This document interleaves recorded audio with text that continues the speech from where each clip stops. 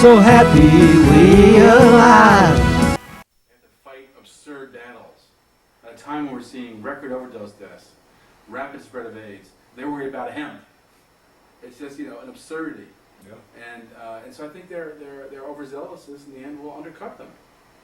And the weight of the drug war will pull them down. Well, And they know it. Yeah, I hope you're right. One thing is, It won't happen unless people get active, though. And I hope the viewers will come to the website, csdp.org, get informed and get active. There's lots of ways to get active these days. You can do it right from your home on your computer. You don't even go to the house. There's very strong focus groups that really are working together, and you can have a big impact and end this stupid policy. yeah, one source where I do have a hope is I believe that truth indeed is on our side, and it is a matter of a return to common sense. Right. Just basic common sense. It That's doesn't take rocket scientists to figure out what the hell's going on here. And I'm reminded of a section in Dr. Fish's book where he said that he believed that we would prevail also, that marijuana, for example, would be assimilated into American culture simply because alcohol was. Because given the less toxicity and so forth associated with alcohol and tobacco for that matter, there's just no common sense logical reason for people not to. Well, I think that's true. I mean, I think in the end that's where really common sense is on our side. And really American tradition's on our side. Could you give us, and we're going to close here shortly, and I wonder if you could give us a scenario as how you would envision change coming about. I think the way the change is going to come about is we're going to first recognize that we can, that the weight of prohibition is too heavy. In damaged lives, in incarceration rates, in government expenditures, it just doesn't, it's too heavy for us to handle. And at the same time recognize it's ineffective. And I think then we'll start to open up a dialogue where we'll come to the conclusion that drug abuse is a public health issue primarily, and we'll start to work down that path of solving the problem. I see the United States as much like a country that's at the top of the ladder and figuring out how to get down. We're at the top of this drug war ladder. We've gotten there, now we know there's nowhere to go, and we got to figure out how to get down. What we have to do is find ways to take those steps slowly down, and I think issues like marijuana, medical marijuana, hemp, needle exchange, treatment on request, methadone availability, pilot programs, experiment with heroin prescription, experiments with regulating the marijuana market will be steps down that ladder. And I see in the long run approach where addicts and abusers have easy access to treatment, where people who use drugs in an infrequent way that don't hurt themselves are not hurt by the law, and where we recognize we can get better control of the drug market by regulating it and taxing it than we can by prohibiting it. We recognize that we can protect our kids better by a controlled market rather than a criminal market. We can recognize that the facts now show 90% of kids can acquire marijuana, that kids can purchase marijuana easier than they can purchase beer, that they can purchase cocaine, heroin, ecstasy, LSD easier than prescription drugs, and that the real solutions in control are regulation and taxation, and then we'll recognize that prohibition, the use of the criminal law to try to coerce behavior, is a 19th century strategy. It's a simplistic approach.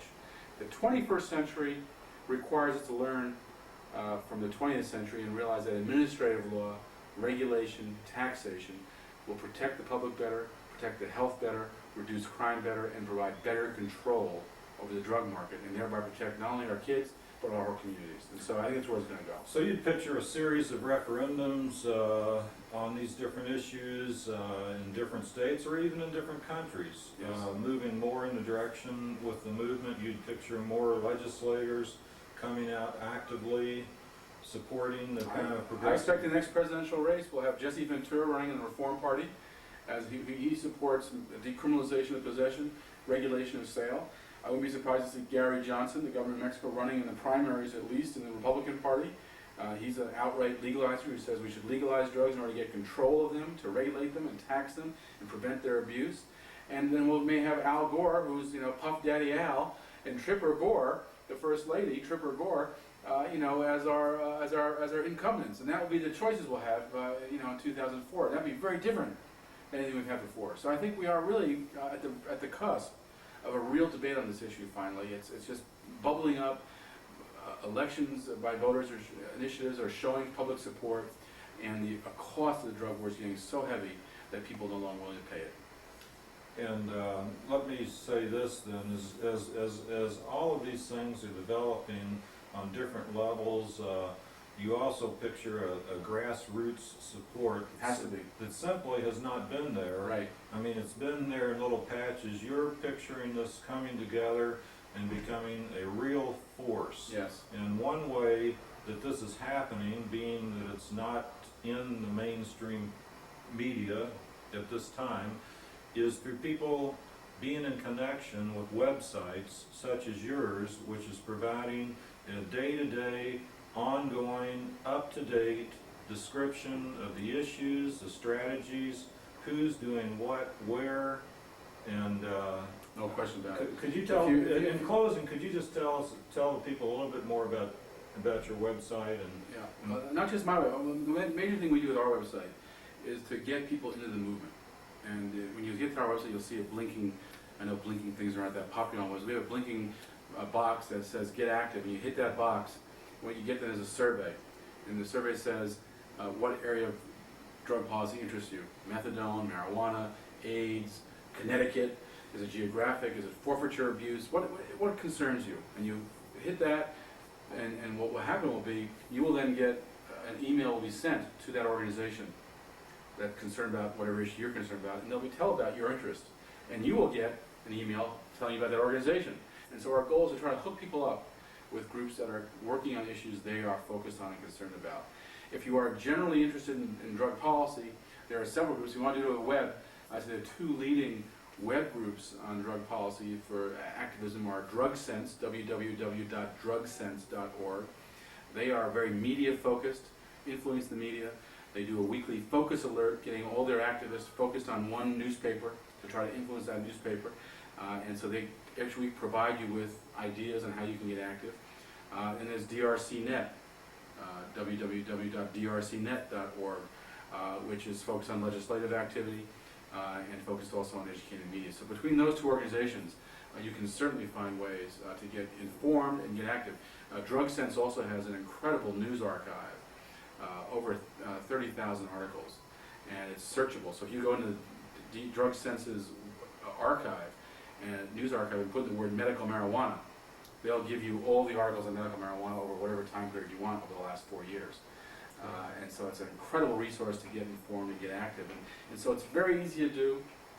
There's real progress being made, and this is the time for people to put in a little bit of grassroots help. And we're also seeing, by the way, across the country, public demonstrations.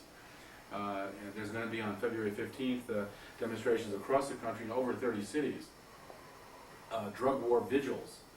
People outside courthouses and other areas saying the drug war is hurting our families. These are often people who have family members in jail, but also just people who are concerned about the our big prison population. And so in public, they're going out and saying drug war equals injustice. And then in May 6th, isn't there something also? I think there's a worldwide... Yeah, there is a worldwide, and there's July 4th. There are ongoing events. Throughout the year, you'll find ongoing reasons to get publicly involved. And as if you're shy publicly, just do it on the web and no one will know you're involved in it. But there are ways to get involved in however you're comfortable. And so this is a great time to get active and involved, and I urge people to do it. Sounds like they're coming for you. Kevin, thanks for being with us, for sharing, and for doing all the good work that you're doing, and we're with you. I appreciate it. Thanks a lot. Nobody could grow good quality marijuana because of the pollination issues.